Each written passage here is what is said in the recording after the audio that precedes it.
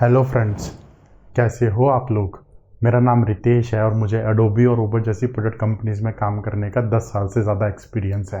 Coding की दुनिया में मैं आप सब लोगों का स्वागत करता हूं। कोडिंग की दुनिया में हम अपना यहाँ पे एक जावा कोर्स कर रहे हैं और जावा कोर्स के अंदर आज हमारा 12th वीडियो है।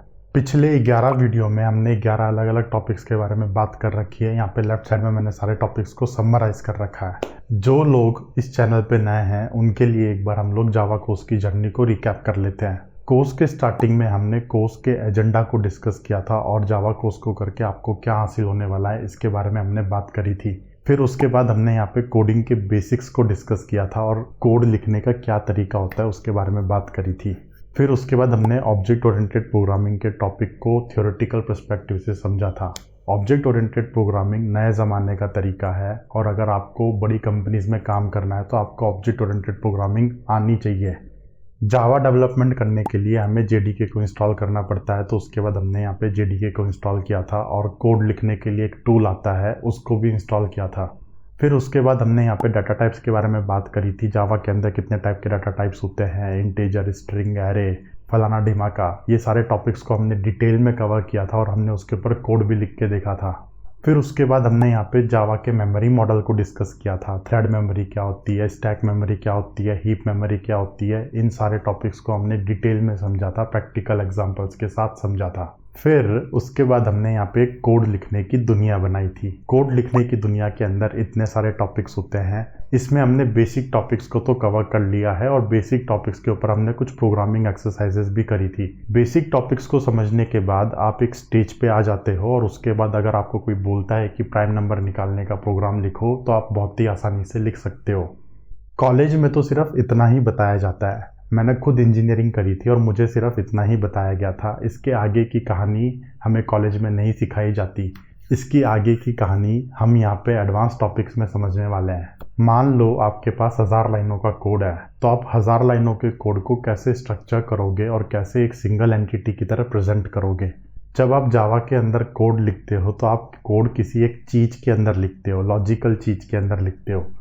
जावा के अंदर इस लॉजिकल चीज़ को क्लास बोलते हैं। आज के इस वीडियो में हम क्लास को एकदम डिटेल में एक्सप्लोर करेंगे। तो चलिए अब इस वीडियो को स्टार्ट करते हैं। जावा बाकी प्रोग्रामिंग लैंग्वेजेस से थोड़ी सी अलग है। जावा के अंदर एकदम फंडामेंटल चीज़ होती है क्लास। ऑब्जेक्ट ओरिएंटेड प्रोग्रामिंग का बेस होता है क्लास। आप जावा के अंदर कोई भी लॉजिक को लिखोगे, कंसेप्ट को लिखोगे तो आपको वहाँ पे क्लास को यूज़ करना पड़ेगा।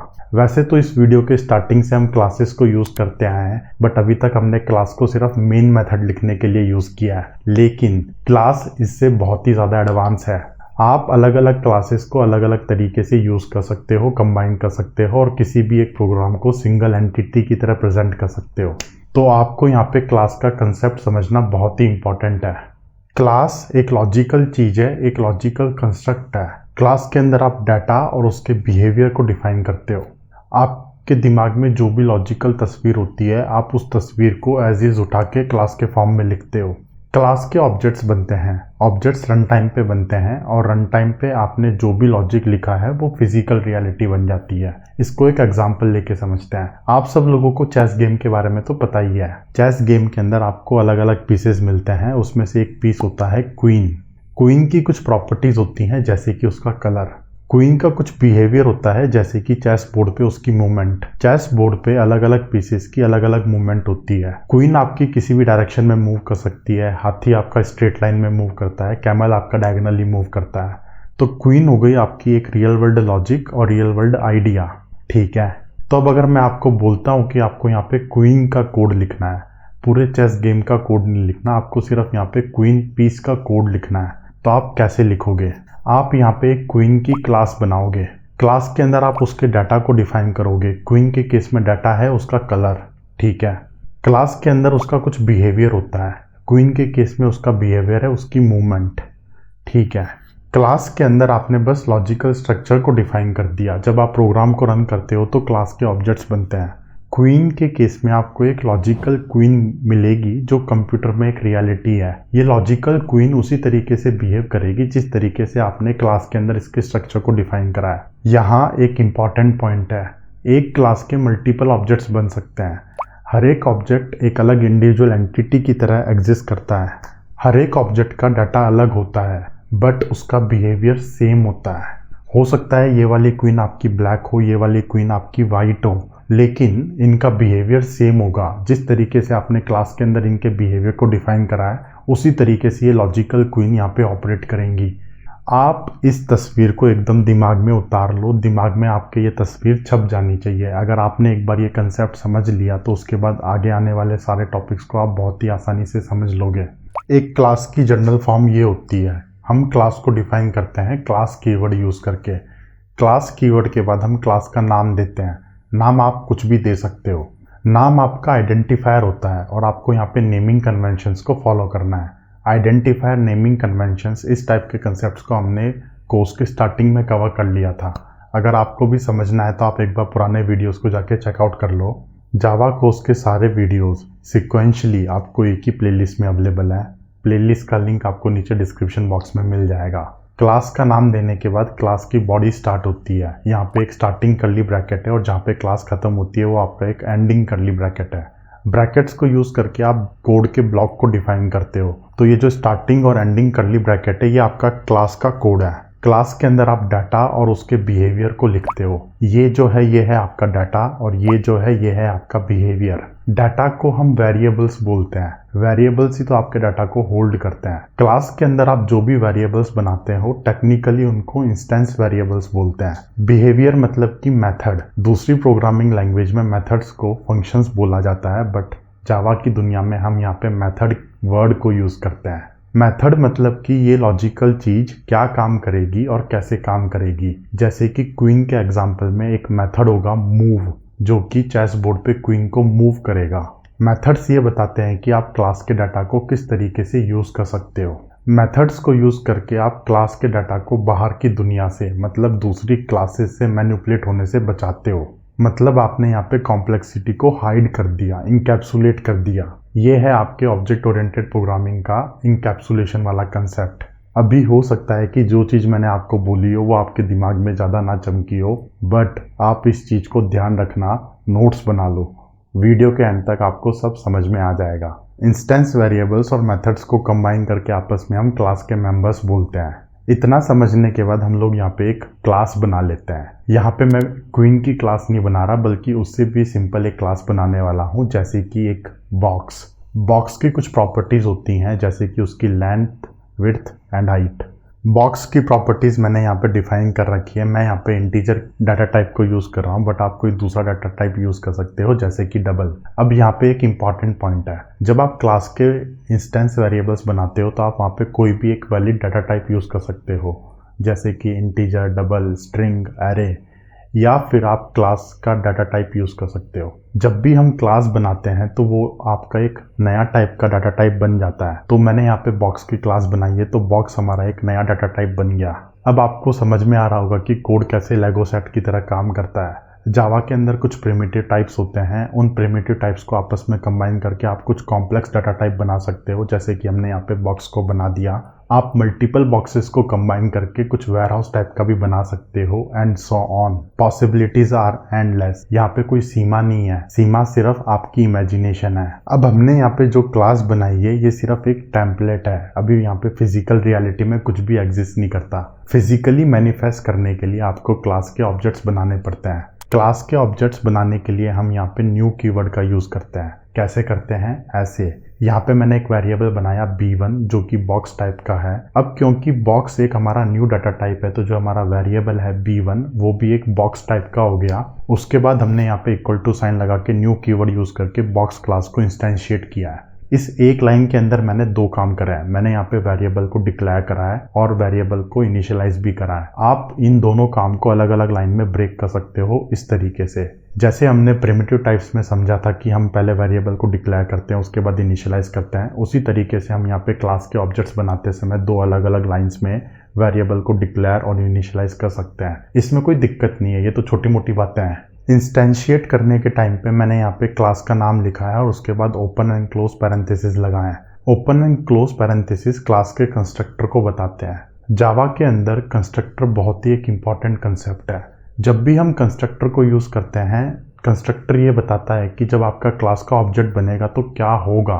हम यहाँ पे कंस्ट्रक्टर के अंदर कुछ अपना कस्टम कोड भी लिख सकते हैं। अगर हम नहीं लिखते तो वहाँ पे जावा आपको एक डिफ़ॉल्ट कंस्ट्रक्टर प्रोवाइड करता है। ये जो है ये आपका एक डिफ़ॉल्ट कंस्ट्रक्टर है। वीडियो के एंड में हम कंस्ट्रक्टर वाले टॉपिक को एकदम डिटेल में एक्सप्लोर करेंगे। अब क्लास का ऑब्जेक्ट बनने के बाद उस ऑब्जेक्ट की प्रॉपर्टीज और मेथड्स को आप कैसे एक्सेस करोगे, इस तरीके से डॉट ऑपरेटर लगा के आपने जो भी ऑब्जेक्ट बनाया है उस ऑब्जेक्ट के ऊपर आप डॉट ऑपरेटर लगा के उस क्लास के प्रॉपर्टीज और मेथड्स को एक्सेस कर सकते हो। अब क्लास को इंस्टेंशिएट करने के बाद क्या हुआ, मैंने यहाँ पे बोल तो दिया फिजिकली मैनिफेस्ट हुआ है, बट उसका मतलब क्या है? फिजिकली मैनिफेस्ट होने का मतलब है जावा ने वहाँ पे एक मेमोरी स्पेस अलोकेट कर दी और उस स्पेस के अंदर एक बॉक्स टाइप का ऑब्जेक्ट है जिसके अंदर 3 इंटीजर वेरिएबल्स हैं।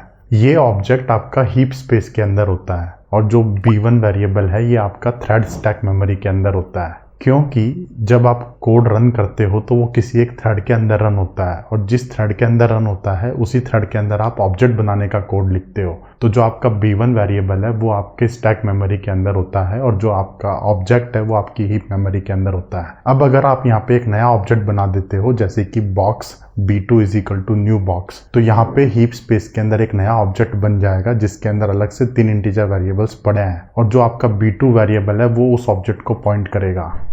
ऑब्जेक्ट्स के अंदर जो डाटा होता है वो सिर्फ उसी का होता है, बाकी ऑब्जेक्ट्स के साथ वो शेयर नहीं होता।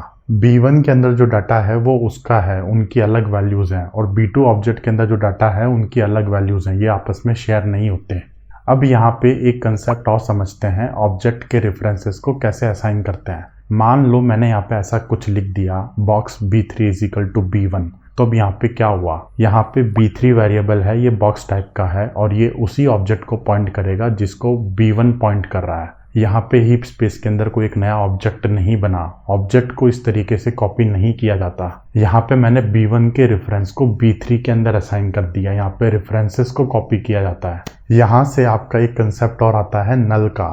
जैसे कि आपने यहाँ पे लिख दिया box b1 is equal to new box, इसको आप 2 अलग अलग लाइंस में भी ब्रेक कर सकते हो जैसे आपने इंटीजर टाइप्स को किया था इस तरीके से। तो जब तक आप b1 वेरिएबल को इनिशियलाइज नहीं करते, b1 वेरिएबल के अंदर क्या होता है, इंटीजर के अंदर तो हमें पता है क्या होता है, इंटीजर के अंदर उसकी डिफ़ॉल्ट वैल्यू होती है 0, बट ऑब्जेक्ट्स के केस में उनकी डिफ़ॉल्ट वैल्यू क्या होती है, ऑब्जेक्ट्स के केस में उनकी डिफ़ॉल्ट वैल्यू होती है नल। जब तक आपने वेरिएबल को इनिशियलाइज नहीं करा है तब तक वहाँ पे हीप स्पेस के अंदर कोई भी एक ऑब्जेक्ट नहीं बना। तो जब तक आपकी हीप स्पेस के अंदर कोई ऑब्जेक्ट नहीं बना, वो वाला वेरिएबल किसको पॉइंट करेगा, किसी को पॉइंट नहीं करेगा, नल है वो चीज़। नल मतलब कि कुछ भी एग्जिस्ट नहीं करता। अगर आप नल ऑब्जेक्ट्स के ऊपर कुछ ऑपरेशंस करने जाओगे तो आप नहीं कर सकते, जावा वहाँ पे आपको एरर थ्रो कर देगा, नल पॉइंटर एक्सेप्शन। जो भी प्रोग्रामर्स नया नया जावा पे कोड करना स्टार्ट करते हैं उनको ये वाली एक्सेप्शंस बहुत आती हैं। तो आप यहाँ पे नल का कंसेप्ट समझ लो। अगर आपको कोड के अंदर नल पॉइंटर एक्सेप्शन आती है तो इसका मतलब ये है कि वो वाला ऑब्जेक्ट अभी तक इनिशियलाइज नहीं हुआ है और आप उसके ऊपर ऑपरेशंस नहीं कर सकते। जो भी नल ऑब्जेक्ट होता है आप उसके ऊपर डॉट ऑपरेटर लगा के कुछ भी ऑपरेशन करने जाओगे, उसकी कुछ भी प्रॉपर्टीज या मेथड्स को एक्सेस करोगे तो आपको वहाँ पे नल पॉइंटर एक्सेप्शन मिल जाएगी। चलो अब इतनी सी कहानी को कोड में लिख के देखते हैं। कहानी तो मैंने आपको काफ़ी लंबी बताई है बट कोड इसका 10 लाइनों का भी नहीं है, लेकिन जब तक आप कहानी के कंसेप्ट्स को नहीं समझोगे तब तक आप ये 10 लाइनों का कोड नहीं लिख सकते। अगर आपने कंसेप्ट्स को अच्छे से समझ लिया तो 10 क्या आप 1000 लाइनों का भी कोड लिख सकते हो। अगेन यहाँ पे मेरे पास एक मेन क्लास है और उसके अंदर मेन मेथड है। अब क्लासेस की कहानी हमने समझ ली है तो थोड़ी सी मेन क्लास की कहानी भी समझ लेते हैं। मैंने यहाँ पे क्लास का नाम मेन दे रखा है, आप यहाँ पे क्लास का नाम कुछ और भी रखते हो जैसे कि कोडिंग दुनिया या फिर नरेंद्र मोदी भी क्लास का नाम हो सकता है, इसमें कोई दिक्कत नहीं है। जिस नाम की आपकी क्लास होती है उसी नाम की आपकी फाइल होती है।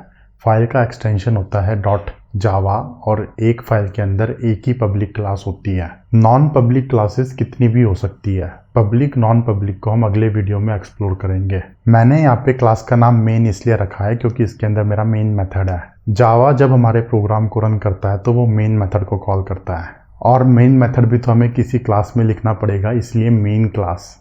यहाँ पे एक इम्पॉर्टेंट पॉइंट है, आपके पूरे प्रोग्राम के अंदर एक ही मेन क्लास हो सकती है और एक ही मेन मेथड हो सकता है। जावा थोड़ी ना 2 अलग अलग मेन मेथड्स को कॉल करेगा। अब यहाँ पे मैं बॉक्स की क्लास बना देता हूँ और उसका वॉल्यूम निकाल के देखते हैं। तो मैंने यहाँ पे बॉक्स की क्लास बना दी और उसकी प्रॉपर्टीज डिफाइन कर दी।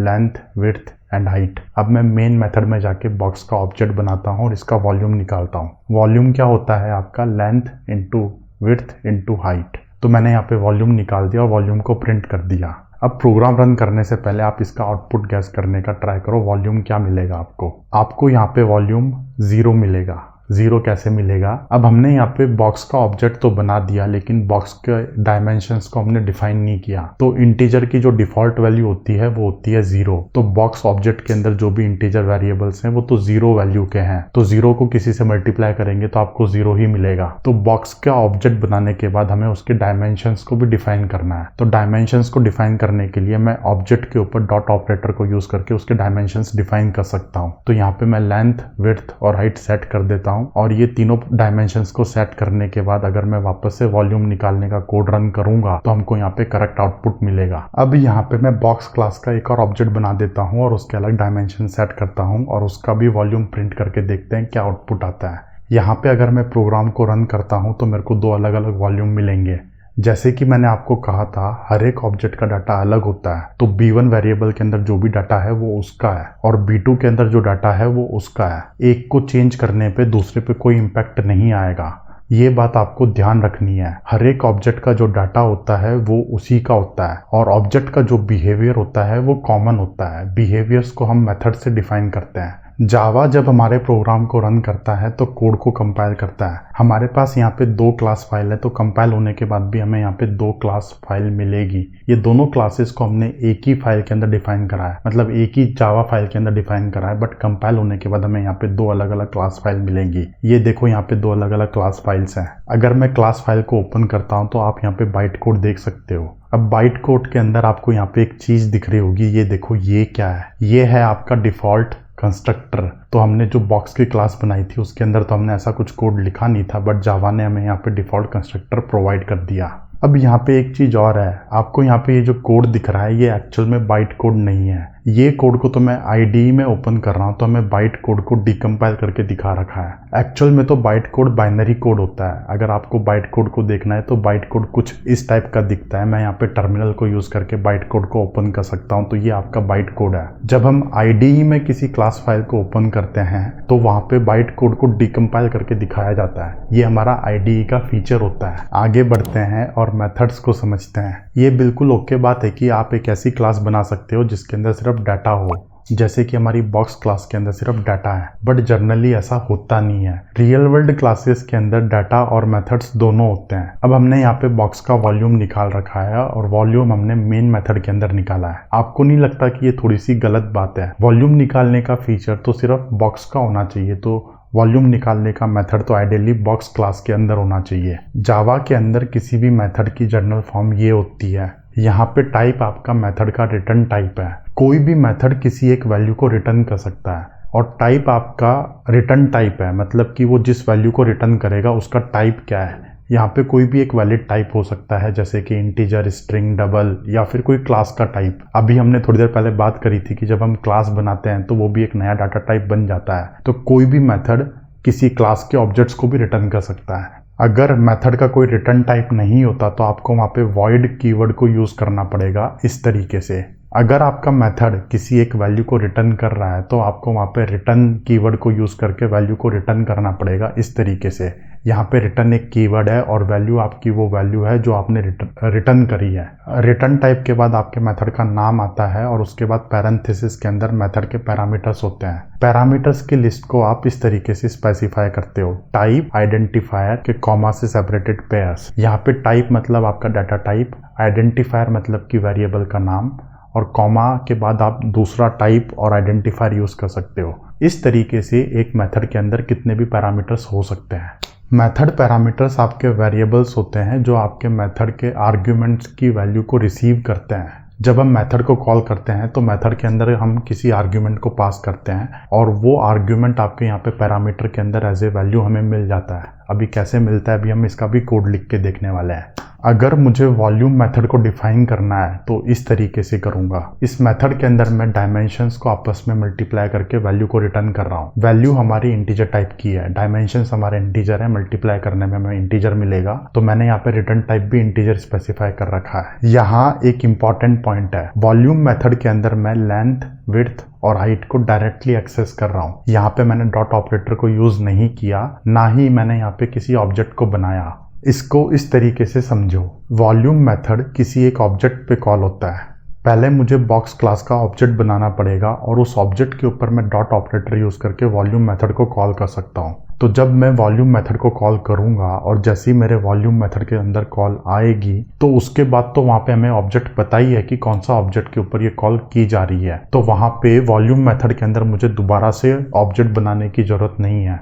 जिस भी ऑब्जेक्ट के ऊपर डॉट लगा के वॉल्यूम मेथड को कॉल किया जाएगा, ये जो डायमेंशंस हैं ये उसी ऑब्जेक्ट के हैं। किसी भी मेथड के अंदर आप इंस्टेंस वेरिएबल्स को डायरेक्टली एक्सेस कर सकते हो। हाँ, अगर मैं क्लास के बाहर से मेथड को कॉल करूंगा या इंस्टेंस वेरिएबल को एक्सेस करने का ट्राई करूंगा तो वहां पे मुझे ऑब्जेक्ट बनाने की जरूरत है, बट एक क्लास के एक मेथड के अंदर आप उसके इंस्टेंस वेरिएबल को डायरेक्टली एक्सेस कर सकते हो। अब यहाँ से आपका कंसेप्ट आता है दिस कीवर्ड का। कभी कभी ऐसा होता है कि आपको किसी मेथड के अंदर उस ऑब्जेक्ट को रिफर करना पड़ता है जिस पे मेथड कॉल हुआ है, जैसे कि box b1 is equal to new box b1 dot volume. तो कंसेप्चुअली यहाँ पे हो क्या रहा है, यहाँ पे एक b1 ऑब्जेक्ट बन गया, उस ऑब्जेक्ट के अंदर 3 इंटीजर वेरिएबल्स हैं और एक मेथड है वॉल्यूम का, और ये आपका हीप स्पेस में कहीं पे पड़ा हुआ है और b1 ऑब्जेक्ट पे वॉल्यूम मेथड को कॉल किया गया है। अब अगर मुझे वॉल्यूम मेथड के अंदर b1 ऑब्जेक्ट को रिफर करना है तो कैसे करूंगा? मैं यहाँ पे वॉल्यूम मेथड के अंदर दिस कीवर्ड को यूज कर सकता हूँ और दिस कीवर्ड आपके उस ऑब्जेक्ट को पॉइंट करता है जिस पे मेथड कॉल हुआ है। यहाँ पे इस केस पे अगर b1 ऑब्जेक्ट के ऊपर वॉल्यूम मेथड को कॉल किया गया है तो मैं अगर वॉल्यूम के अंदर दिस कीवर्ड को यूज करूंगा तो वो वाला कीवर्ड आपके b1 वाले ऑब्जेक्ट को रिफर करेगा। दिस कीवर्ड को हम मेथड के अंदर ही नहीं बल्कि कंस्ट्रक्टर के अंदर भी यूज कर सकते हैं। कंस्ट्रक्टर्स को तो अभी हम थोड़ी देर में समझने वाले हैं। तो अब बॉक्स क्लास के अंदर हम वॉल्यूम मेथड को लिखते हैं, इसका कोड लिख के देखते हैं। कोड लिखना तो इसका बहुत ही सिंपल सा है। सबसे पहले मैं यहाँ पे बॉक्स क्लास के अंदर वॉल्यूम मेथड को डिफाइन कर देता हूँ। रिटर्न टाइप मेरा इंटीजर है और वॉल्यूम मेथड के अंदर मैंने यहाँ पे तीनों डायमेंशंस को आपस में मल्टीप्लाई करके वैल्यू को रिटर्न कर दिया। अब मेन मेथड के अंदर हम इसको टेस्ट करते हैं। मेन मेथड के अंदर मैंने यहाँ पे ऑब्जेक्ट बनाया बॉक्स का, उस ऑब्जेक्ट के अंदर मैंने डायमेंशंस को सेट कर दिया और फिर मैं एक दूसरा ऑब्जेक्ट बना लेता हूँ, उसके अंदर भी मैं डायमेंशंस को सेट कर देता हूँ और दोनों ऑब्जेक्ट्स के ऊपर मैं वॉल्यूम निकाल के प्रिंट कर देता हूँ। प्रिंट करने में हमें यहाँ पे करेक्ट आंसर मिलेगा। b1 का वॉल्यूम अलग है, b2 का वॉल्यूम अलग है। यहाँ पे एक इम्पॉर्टेंट पॉइंट है, जैसे कि मैंने आपको कहा था हर एक ऑब्जेक्ट का डाटा अलग होता है, तो जो b1 का डाटा है वो सिर्फ उसी का है और जो b2 का है वो सिर्फ उसी का है। दोनों ऑब्जेक्ट्स के ऊपर हमने यहाँ पे सेम बिहेवियर को डिफाइन कर रखा है। बिहेवियर है हमारा यहाँ पे वॉल्यूम निकालना, तो बिहेवियर हमारा कॉमन है लेकिन डाटा अलग अलग है। ये पॉइंट आपको ध्यान में रखना है। नेक्स्ट हम किसी मेथड के अंदर पैरामीटर्स को लेना सीखते हैं। यहाँ पे मेरे पास एक मेथड है जो कि किसी नंबर के स्क्वायर को निकाल के देता है। अभी ये वाला मेथड सिर्फ नंबर 10 के स्क्वायर को निकाल रहा है। अब आप खुद सोचो कि ये तो थोड़ी सी दिक्कत वाली बात है। अगर मैंने स्क्वायर मेथड को डिफाइन करा है तो वो वाला मेथड किसी भी नंबर के स्क्वायर को निकाल के आउटपुट देना चाहिए उसको। यहाँ पे 10 क्यों, मेरे को 5 का स्क्वायर निकालना है तो ये वाला मेथड मैं यूज ही नहीं कर सकता। तो इसके लिए हम क्या करते हैं, इसके लिए हम स्क्वायर मेथड के अंदर किसी नंबर को एज ए पैरामीटर ले सकते हैं इस तरीके से। यहाँ पे इंटीजर मेरा एक डाटा टाइप है और नंबर मेरा एक वेरिएबल है। पैरामीटर को लेने के बाद मैं उसको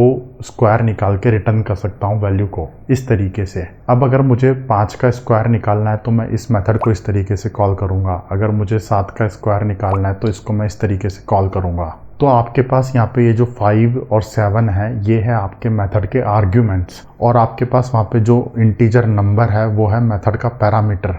आर्ग्यूमेंट वो वैल्यूज होती हैं जो हम मेथड को पास करते हैं और पैरामीटर्स वो वेरिएबल होते हैं जिसके अंदर वो वैल्यूज को कॉपी किया जाता है। जैसे कि यहाँ पे 5 वैल्यू को नंबर वेरिएबल में कॉपी कर दिया जाएगा, 7 वैल्यू को आपके नंबर में कॉपी कर दिया जाएगा। अब एक बात यहाँ पे ध्यान रखने की है, हमारा डाटा टाइप यहाँ पे इंटीजर है तो प्रिमिटिव डाटा टाइप्स को तो कॉपी करके पास किया जाता है, लेकिन ऑब्जेक्ट के केस में यहाँ पे रेफरेंसेस को पास किया जाता है। अगर मेरे पास यहाँ पे इंटीजर के अलावा कुछ और होता, जैसे कि ऑब्जेक्ट टाइप का डाटा टाइप स्ट्रिंग, एरे या फिर क्लास, तो उस केस में ऑब्जेक्ट को कॉपी नहीं किया जाता बल्कि ऑब्जेक्ट के रेफरेंसेस को पास किया जाता है। प्रिमिटिव टाइप्स में आपके यहाँ पे वैल्यूज़ को कॉपी किया जाता है। ये वाले कंसेप्ट को बोलते हैं पास बाय वैल्यू या फिर पास बाय रेफरेंस। इसको हमने पुराने वीडियो में समझा था, लिंक यहाँ कहीं और नीचे डिस्क्रिप्शन बॉक्स में आपको मिल जाएगा। तो मेथड्स के अंदर पैरामीटर्स को लेना बहुत ही सिंपल सा है। आप एक मेथड के अंदर कितने भी पैरामीटर्स को डिफाइन कर सकते हो। जैसे कि अगर मुझे इंटीजर और डबल को ऐड करके रिटर्न करना है तो मैं कुछ इस टाइप का मेथड डिफाइन कर सकता हूँ। यहाँ पे रिटर्न टाइप मेरा क्या है, यहाँ पे रिटर्न टाइप है डबल, क्योंकि इंटीजर और डबल को ऐड करेंगे तो आपको डबल ही मिलेगा। और इसके अंदर मैंने दो पैरामीटर्स को एक्सपेक्ट कर रखा है, एक है हमारा इंटीजर ए, दूसरा है हमारा डबल बी। दोनों को मैंने ऐड करा और रिटर्न कर दिया। अब अगर मुझे इस मेथड को कॉल करना है तो इस तरीके से करूंगा। अब एक बात यहाँ पे ध्यान रखने की है, जिस टाइप का आपका पैरामीटर होता है आप उसके अंदर उसी टाइप की वैल्यूज को, आर्ग्यूमेंट्स को पास कर सकते हो। अगर मेरे पास यहाँ पे सेकंड टाइप का पैरामीटर डबल है तो मेरे को यहाँ पे सेकंड टाइप का आर्ग्यूमेंट भी डबल रखना पड़ेगा। यहाँ पे ये 1 to 1 डायरेक्ट मैच होता है, ठीक है। अब यहाँ से एक कंसेप्ट और निकल के आता है, वेरिएबल लेंथ आर्ग्यूमेंट। ये थोड़ा सा एडवांस कंसेप्ट है बट ये बिल्कुल सही टाइम है इसको डिस्कस करने का। आप एक मेथड के अंदर कितने भी पैरामीटर्स को ले सकते हो, 1, 2, 4, 10, इसमें कोई लिमिटेशन नहीं है। लेकिन अगर आपको पता ही नहीं है कि आपको कितने पैरामीटर्स आने वाले हैं तो आप क्या करोगे। जैसे इमेजिन करो आपको एक ऐसा मेथड बनाना है जिसमें आपको बहुत सारे नंबर्स को सम निकाल के देना है और आपको पता नहीं है कि कॉलर वहाँ पे कितने पैरामीटर्स को देगा। 2 नंबर्स को भी देगा तो भी आपको सम निकाल के देना है, 4 नंबर्स को देगा तो भी आप सम निकाल के देना है आपको। तो इस केस में आप किसी मेथड के अंदर वेरिएबल लेंथ आर्ग्यूमेंट ले सकते हो। वेरिएबल लेंथ आर्ग्यूमेंट्स को इस तरीके से लिया जाता है, यहाँ पे आप डाटा टाइप डिफाइन करते हो और डाटा टाइप के बाद आप 3 डॉट्स लगाते हो और उसके बाद आप वेरिएबल का नाम लिखते हो। तो ये जो 3 डॉट्स होते हैं ये आपका वेरिएबल लेंथ पैरामीटर बन गया। तो हमने यहाँ पे एक मेथड को डिफाइन कर रखा है जिसका नाम है सम और उसके अंदर हमने एक पैरामीटर को लिया है जो कि इंटीजर टाइप का है और ये पैरामीटर आपके वेरिएबल लेंथ पैरामीटर है। तो ये जो आपको वेरिएबल मिलता है यहाँ पे ARGS का, ये आपका एरे टाइप का होता है, इंटीजर एरे टाइप का। डाटा टाइप आपका इंटीजर है, इंटीजर के आगे आपने 3 डॉट लगाए हैं। तो जो आपका ARGS है ये एक वेरिएबल है और ये वेरिएबल भी आपके इंटीजर टाइप का होगा लेकिन एक एरे टाइप का होगा। तो आप इसको अपने मेथड के अंदर एरे की तरह यूज कर सकते हो। अब एक एरे के अंदर सारी वैल्यूज को सम कैसे करना है, बहुत ही सिंपल सा है। इस तरीके से आप एरे की सारी वैल्यूज को सम करके रिटर्न कर सकते हो। अब अगर मुझे इस मेथड को कॉल करना है तो मैं इस तरीके से कॉल कर सकता हूँ। यहाँ पे मैं 2 नंबर्स का सम मांग रहा हूँ, ठीक है। मैं इस तरीके से भी कॉल कर सकता हूँ, यहाँ पे मैं 4 नंबर का सम मांग रहा हूँ, ठीक है। और मैं इस मेथड को कॉल करते टाइम इसको डायरेक्टली एरे भी पास कर सकता हूँ इस तरीके से। तो ये होता है आपका वेरिएबल लेंथ आर्ग्यूमेंट्स। ये कंसेप्ट थोड़ा सा एडवांस है बट ये बिल्कुल सही टाइम था डिस्कस करने का। इसका कोड आप लोगों के लिए होमवर्क है। आप इस मेथड को लिख के देखो अपने लैपटॉप में और इसको रन करके देखो क्या आपको सही आउटपुट मिलता है नहीं मिलता है। ज़रा नीचे कमेंट सेक्शन में कमेंट करके बताओ। नेक्स्ट हम बॉक्स क्लास के अंदर एक मेथड बना लेते हैं जो कि किसी पैरामीटर को एक्सपेक्ट करता हो। अब मैंने यहाँ पे जो बॉक्स क्लास बनाया है इसका ऑब्जेक्ट बनाने के बाद मैं इसके डायमेंशन सेट कर रहा हूँ। अब आपको नहीं लगता कि यहाँ पे भी थोड़ी सी दिक्कत है? कभी कभी ऐसा हो सकता है ना कि ऑब्जेक्ट बनाने के बाद मैं किसी एक वैल्यू को सेट करना भूल जाऊँ। तो मैं क्या करता हूँ, यहाँ पे बॉक्स क्लास के अंदर एक सेट डायमेंशंस नाम का मेथड बना लेता हूँ जिसके अंदर मैं 3 पैरामीटर्स को एक्सपेक्ट कर रहा हूँ और यहाँ पे मैं दिस कीवर्ड को यूज करके इन पैरामीटर्स को इंस्टेंस वेरिएबल में सेट कर सकता हूँ इस तरीके से। बहुत ही सिंपल है। अब मैं क्या करता हूँ, मेन मेथड के अंदर जाता हूँ और मेन मेथड के अंदर मैं ये सारे वेरिएबल्स जो मैंने ऐसे सेट कर रखे थे इसको हटा के ऑब्जेक्ट बनने के बाद मैं डायरेक्टली सेट डायमेंशन मेथड को कॉल कर सकता हूँ। सेट डायमेंशन मेथड को कॉल करने के टाइम पे मैं उसके अंदर कुछ वैल्यूज पास करूंगा, वही वैल्यूज मेरी यहाँ पे डायमेंशंस बन जाएंगी बॉक्स की और उसके बाद मैं यहाँ पे बॉक्स का वॉल्यूम निकाल के प्रिंट कर रहा हूँ। अब अगर मैं प्रोग्राम को रन करता हूँ तो फिर से हमें यहाँ पे करेक्ट आउटपुट मिलने वाला है, ठीक है। एक बात आपको यहाँ पे ध्यान रखने की है कि जो हमारा सेट डायमेंशन वाला मेथड है ये किसी भी वैल्यू को रिटर्न नहीं कर रहा है। हमें यहाँ पे सेट डायमेंशन को यूज करके बॉक्स के अंदर किसी वैल्यूज को सेट करना है और हमें यहाँ पे कुछ रिटर्न नहीं करना है। तो अगर मुझे किसी मेथड से कुछ रिटर्न नहीं करना है तो वहाँ पे मैं वॉइड टाइप का रिटर्न टाइप यूज करूंगा। यहाँ पे मैंने वॉइड लिख रखा है। ये जो वॉइड होता है ये एक कीवर्ड होता है जावा के अंदर, ये हार्ड कोडेड होता है वॉइड। इसकी यही स्पेलिंग है और इसको सारे स्मॉल केस लेटर्स में लिखा जाता है।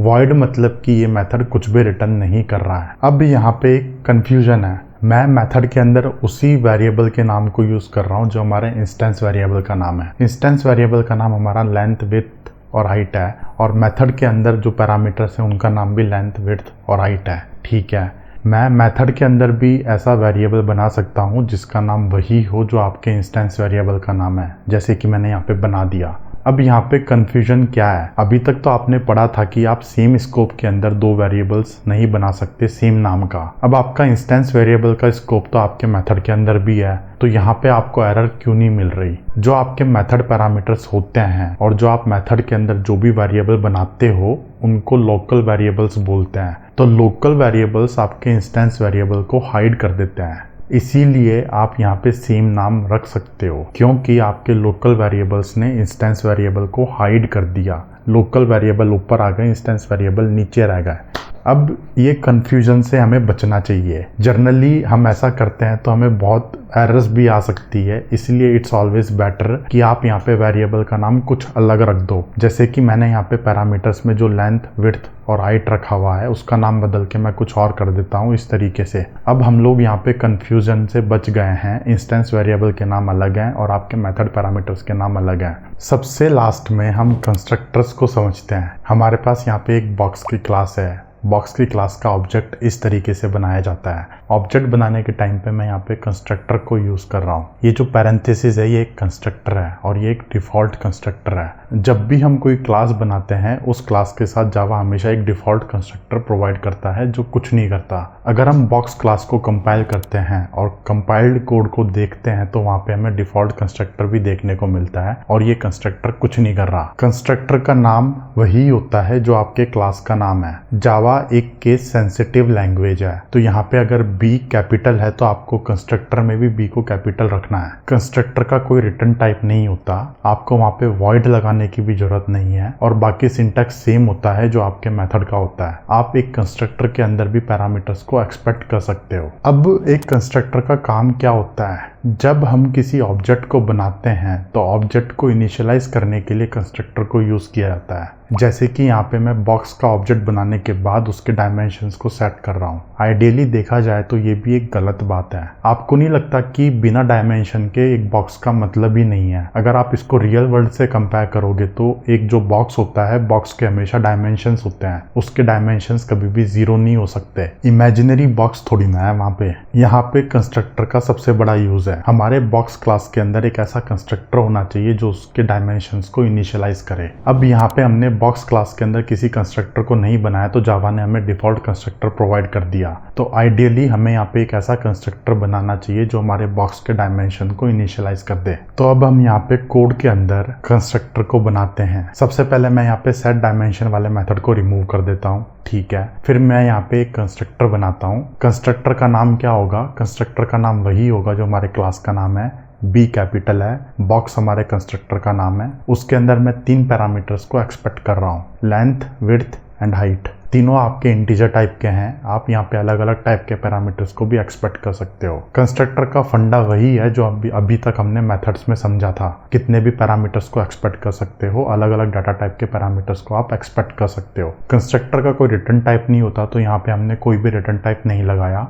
पैरामीटर्स को एक्सपेक्ट करने के बाद अगेन मैं यहाँ पे दिस कीवर्ड को यूज़ करके इंस्टेंस वेरिएबल की वैल्यूज़ को सेट कर रहा हूँ। ठीक है, अब हमने यहाँ पे सेट डायमेंशन को हटा दिया है, तो अभी हमें यहाँ पे मेन मेथड के अंदर एरर दिख रही है। तो हम क्या करते हैं, यहाँ पे हटा देते हैं सेट डायमेंशन वाली लाइन को, पूरा डिलीट कर दिया हमने। अब अगर आप यहाँ पे ध्यान से देखोगे तो बॉक्स के आगे जो डबल पैरेंथेसिस लगा रखे हैं, आपको वहाँ पे भी एरर दिख रही है। अब क्योंकि हमने यहाँ पे अपना एक खुद का कंस्ट्रक्टर बना दिया, तो जावा ने हमें यहाँ पे कोई भी डिफ़ॉल्ट कंस्ट्रक्टर प्रोवाइड नहीं करा है। जावा तब तक ही डिफ़ॉल्ट कंस्ट्रक्टर को प्रोवाइड करता है जब तक हम अपना कंस्ट्रक्टर नहीं बनाते। जैसे ही हमने अपना कंस्ट्रक्टर बना दिया, डिफ़ॉल्ट कंस्ट्रक्टर वहाँ से हट गया। तो अब ये जो एरर है इसको सॉल्व करने के लिए हमें यहाँ पे कुछ वैल्यूज़ को पास करना पड़ेगा। मैं यहाँ पे लेंथ, विड्थ और हाइट की कुछ वैल्यूज़ पास कर देता हूँ इस तरीके से। और अब मैं यहाँ पे जब बॉक्स के ऑब्जेक्ट को बना रहा हूँ तो हमारा वो वाला कंस्ट्रक्टर कॉल हो रहा है जो हमने वहाँ पे बॉक्स क्लास के अंदर डिफाइन करा है। बॉक्स का ऑब्जेक्ट बनाने के बाद हम यहाँ पे वॉल्यूम मेथड को कॉल करेंगे तो वॉल्यूम निकल के आ जाएगा और वॉल्यूम को हम प्रिंट भी कर सकते हैं। अब अगर मैं प्रोग्राम को रन करूंगा तो हमें यहाँ पे करेक्ट आउटपुट मिलेगा। ठीक है, बहुत ही सिंपल सी बात है। अब कंस्ट्रक्टर्स को लेके दो इंपॉर्टेंट पॉइंट है। नंबर एक, आप एक क्लास के अंदर कितने भी कंस्ट्रक्टर्स बना सकते हो, लेकिन वो सारे कंस्ट्रक्टर्स अलग अलग होने चाहिए। अब अलग अलग होने का यहाँ पे मतलब क्या है? नाम तो वही रहेगा जो क्लास का नाम है, रिटर्न टाइप भी कुछ नहीं रहेगा। तो कंस्ट्रक्टर्स अलग अलग कैसे होंगे? आपके कंस्ट्रक्टर्स के पैरामीटर्स अलग अलग होने चाहिए।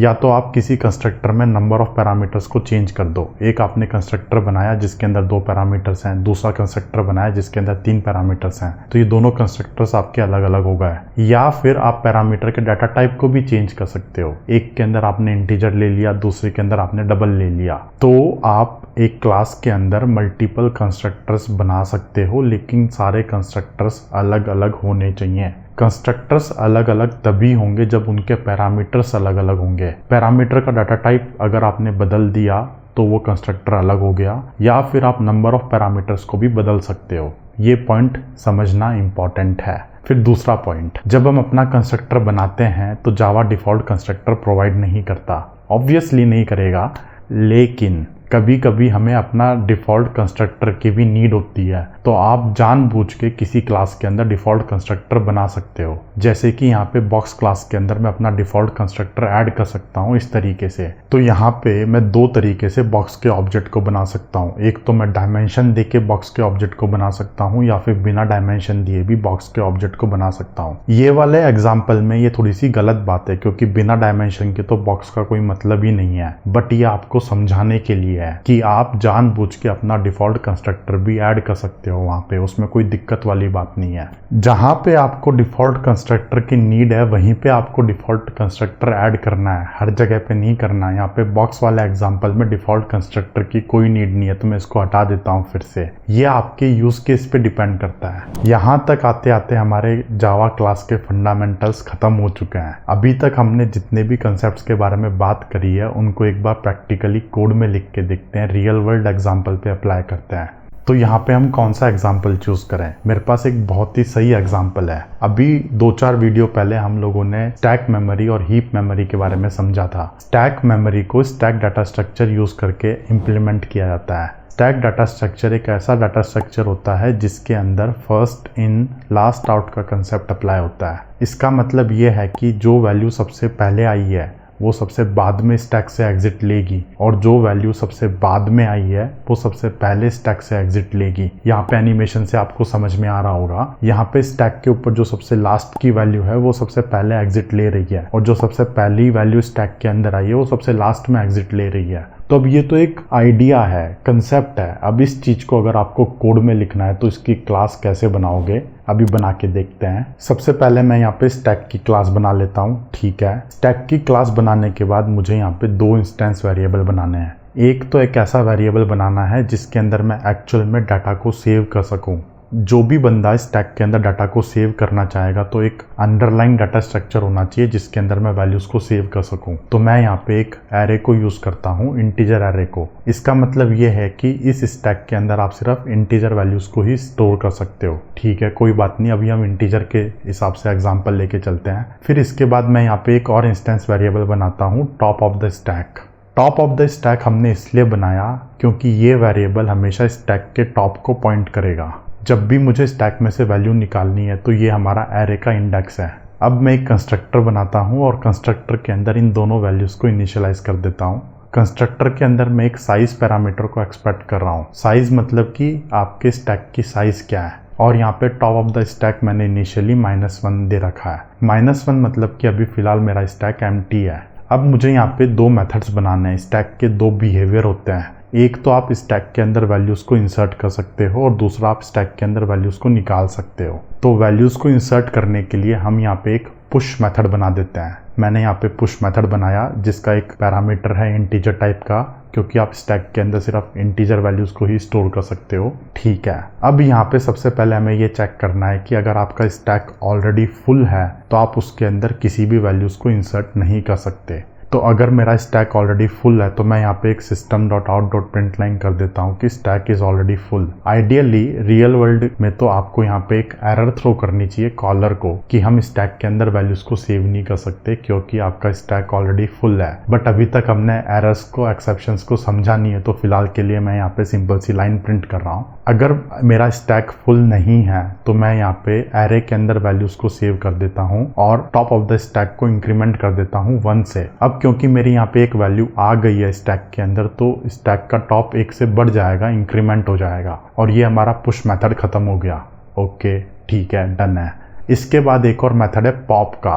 पॉप मतलब कि सबसे टॉप की वैल्यू को निकाल के लेके आ जाओ। ओके, तो पॉप के अंदर हम सबसे पहले चेक करते हैं कि स्टैक एम्प्टी है या नहीं है। अगर हमारा स्टैक पहले से ही एम्प्टी है तो मैं क्या निकाल के दूंगा, उसमें से कुछ नहीं निकाल सकता ना मैं। तो अगर मेरा स्टैक एम्प्टी है तो मैं यहाँ पे एक system.out.println कर देता हूँ कि स्टैक इज एम्प्टी और रिटर्न कर देता हूँ वहाँ से कॉलर को। आइडियली तो अगेन यहाँ पे मुझे एरर थ्रो करनी चाहिए कि अगर स्टैक एम्प्टी है तो हम कुछ नहीं निकाल सकते, बट वो बाद में थ्रो करेंगे जब हम एरर्स को, एक्सेप्शंस को समझ लेंगे। इसके बाद जो भी मेरा टॉप ऑफ द स्टैक है उसको एज ए इंडेक्स की तरह यूज करके मैं एरे में से वैल्यू निकाल के कॉलर को रिटर्न कर रहा हूँ। ये हमारा स्टैक क्लास यहाँ पे डन हो गया। बहुत ही सिंपल सी क्लास है और यहाँ पे हमने एक रियल वर्ल्ड एग्जांपल को प्रैक्टिकली कोड में लिख के देख लिया।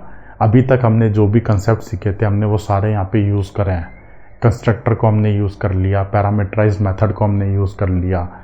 अब हम इस क्लास को टेस्ट करते हैं। तो हम यहाँ पे मेन मेथड के अंदर जाते हैं, स्टैक का एक ऑब्जेक्ट बना लेते हैं, उसकी एक साइज दे देते हैं, फिर स्टैक के अंदर कुछ वैल्यूज को सेव करते हैं और वैल्यूज को सेव करने के बाद एक एक करके उसमें से पॉप करते हैं। तो जिस ऑर्डर में हमने वैल्यूज को सेव करा था उससे रिवर्स ऑर्डर में हमें यहाँ पे वैल्यू मिलेगी। जो वैल्यू हमने सबसे लास्ट में सेव करी थी वो सबसे पहले निकाली जाएगी और आपको वही आउटपुट यहाँ पे दिख रहा होगा। अगर हमारा स्टैक फुल होता है तो हम उसके अंदर कुछ इंसर्ट नहीं कर सकते, वो भी देख लेते हैं। अभी हमारा स्टैक फुल है, फुल होने के बाद अगर मैं इंसर्ट करने जाता हूँ तो मेरे को यहाँ पे प्रिंट हो गई लाइन कि स्टैक इज़ ऑलरेडी फुल।